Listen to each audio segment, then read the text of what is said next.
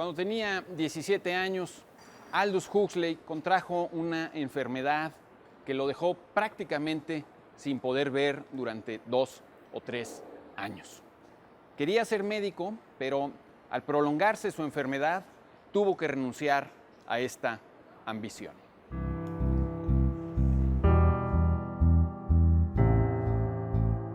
En su familia abundaban los científicos.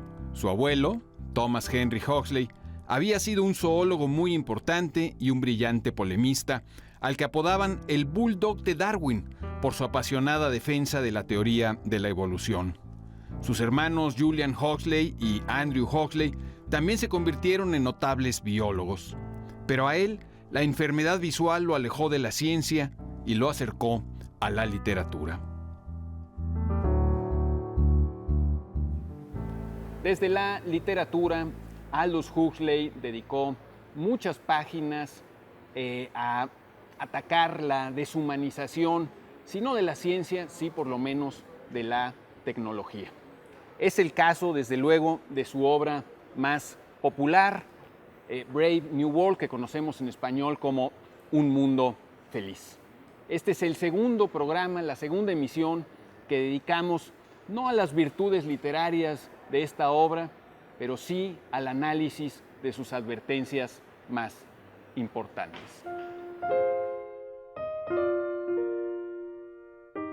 Las distopías o las predicciones oscuras del futuro tienen una misión importante, pero no es la que suele pensarse. Su tarea no es la de hacer predicciones atinadas acerca del futuro, sino más bien la de advertir a los lectores para que ese futuro deplorable no se cumpla. Esta tradición se remonta acaso hasta la oscuridad de los tiempos. Casandra, dice Homero, se desgañitó advirtiendo a los troyanos que no debían recibir regalos de los aqueos. La hija del rey Príamo hubiera preferido ser tomada por loca durante muchos años que ver la ruina de su familia y de su ciudad. Borges decía en un poema llamado Los Justos, que ya hemos leído en otra ocasión en este programa, que entre aquellas personas que están salvando al mundo están las que prefieren que los otros tengan la razón. Esta es una cualidad que compartieron Casandra y Aldous Huxley. Ambos hubieran preferido equivocarse, ambos hubieran preferido que los otros tuvieran la razón.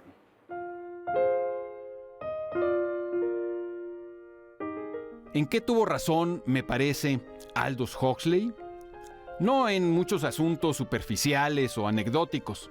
No creo que los humanos vayamos a dejar de nacer vivíparos, ni que en el futuro nos vayan a dividir en castas inamovibles. Pero lo que enchina la piel es ver en qué medida una de las aberraciones que Huxley plantea en Un Mundo Feliz está convirtiéndose en realidad. Me refiero al reino del presente, de la banalidad y de la gratificación instantánea. Me refiero a la confusión generalizada que hace que cada vez menos personas podamos distinguir entre el placer y la felicidad.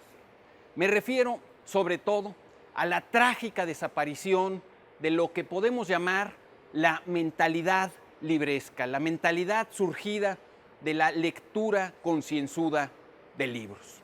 Esta tragedia cultural es la que supo ver, con décadas de anticipación, Aldous Huxley.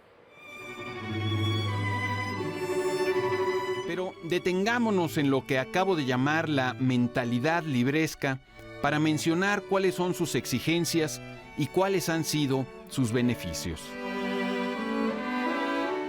La mentalidad libresca, repitámoslo con economía y brevedad de medios, es aquella en la que la educación de una persona no puede concebirse sin la suma provechosa de sus lecturas. ¿Qué exige? Desde luego que se aprenda a leer y escribir, pero además que la lectura no sea solo una actividad escolar, sino una actividad vital, que se lea para aprender, para entender, para crecer y que se lea a lo largo de la vida adulta. Leer exige, entre otras cosas, atención deliberada, concentración, poderes de inferencia y de razonamiento y en general un esfuerzo para convertir las letras negras sobre papel blanco en realidades mentales. Realidades mentales independientes de nuestros sentidos que solo pueden existir de esa forma y que no pueden reducirse ni traducirse a otros medios de comunicación. La lectura es casi siempre una actividad solitaria. Esto quiere decir que para desentrañar el sentido de un libro, solo se cuenta con el propio intelecto. No puede uno mirar el rostro ni las manos del autor para deducir de ellos lo que se le quiere decir. Tampoco puede uno voltear a los demás para ver cómo hay que reaccionar. El acto intelectual y autónomo de darle completo sentido a lo que dice la combinación de un puñado de símbolos sobre el papel es una hazaña cognitiva considerable. Esta hazaña cognitiva es indispensable para muchas cosas. Primero que nada, para considerar y criticar objetivamente el pensamiento de otras personas, para acumularlo y conservarlo fielmente a lo largo del tiempo. Pero sobre todo, esta hazaña cognitiva es indispensable para darle a nuestro propio pensamiento un orden superior, un orden de largo alcance y de honda profundidad. En resumidas cuentas, leer es indispensable para aprovechar al máximo nuestras potencias intelectuales. Pero hagamos un paréntesis para criticar una frase muy de nuestro tiempo, de un tiempo en el que la mentalidad libresca, como estamos diciendo, en lugar de ser la norma, se está volviendo la excepción. La frase se encuentra en montones de libros de texto y programas educativos. Lectura de comprensión. Esto es una tautología reveladora. Solo hay una lectura que merece el nombre de lectura y es aquella que se cumple en la reelaboración mental. No llegar a la comprensión es exactamente como no leer en absoluto. Si comparamos la lectura con la bicicleta, diríamos que el que lee es el que efectivamente llega de un lugar a otro. No el que tan solo sabe pedalear en teoría, sino el que se mueve de un espacio mental a otro espacio mental. La analogía, por lo demás, me parece pertinente porque, a fin de cuentas, los lectores hemos movido, es decir, hemos transformado al mundo.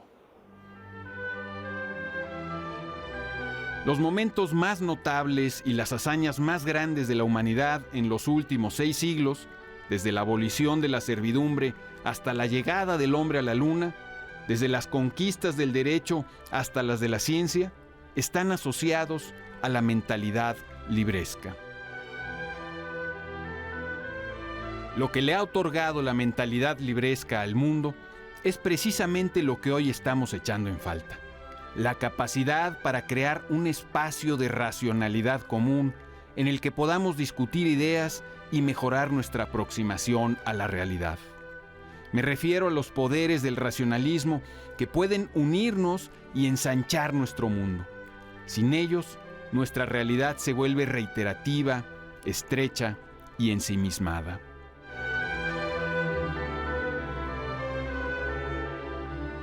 Pongamos por caso el video como el que usted está viendo. Puede ser atractivo, entretenido, interesante, incluso ofrecer contenidos de gran calidad. Pero en ningún caso le exigirá a usted las mismas potencias intelectuales que le exigiría la lectura de un buen libro.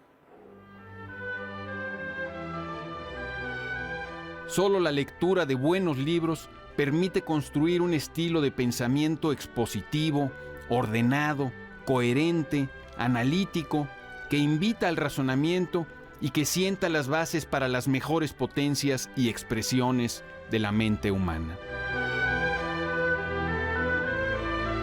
Antes de concluir, volvamos otra vez a Aldous Huxley.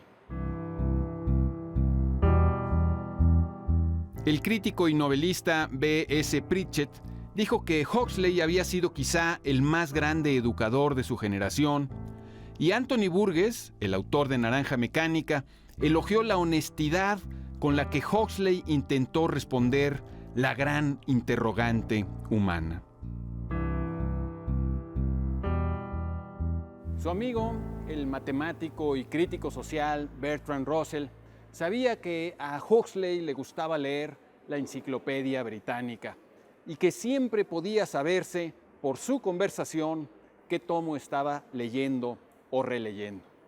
Un día Huxley hablaba de los Andes, de los Alpes y de los Apeninos.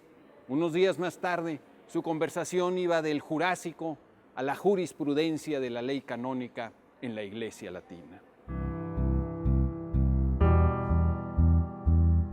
En 1937, Huxley se mudó a Hollywood con su familia y comenzó a trabajar en la industria cinematográfica.